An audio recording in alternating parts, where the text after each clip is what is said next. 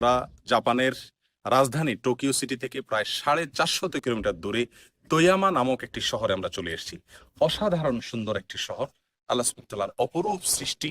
এবং আল্লাহ সুবহানাহু ওয়া তাআলা মানুষকে যে মেধা দিয়েছেন, সেই মেধা দিয়ে তারা সুন্দর করে এই দেশটিকে সাজিয়েছে, বরং গোটা বিশ্বকে তারা সাজানোর জন্য আপ্রাণ চেষ্টা করে যাচ্ছে।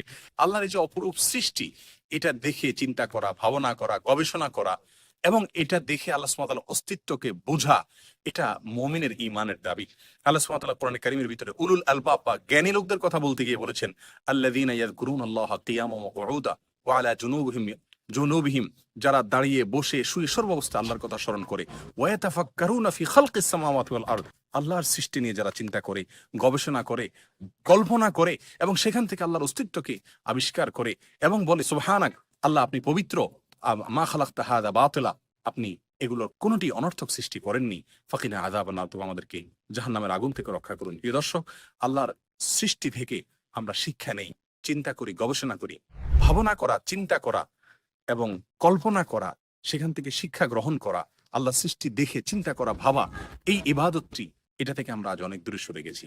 অতএব আল্লাহ সুবহানাহু ওয়া তাআলা আমাদের সকলকে আল্লাহর সৃষ্টি নিয়ে ভাবার তৌফিক দান করুন। জাযাকুমুল্লাহু খাইরা। আসসালামু আলাইকুম ওয়া রাহমাতুল্লাহি ওয়া বারাকাতুহু।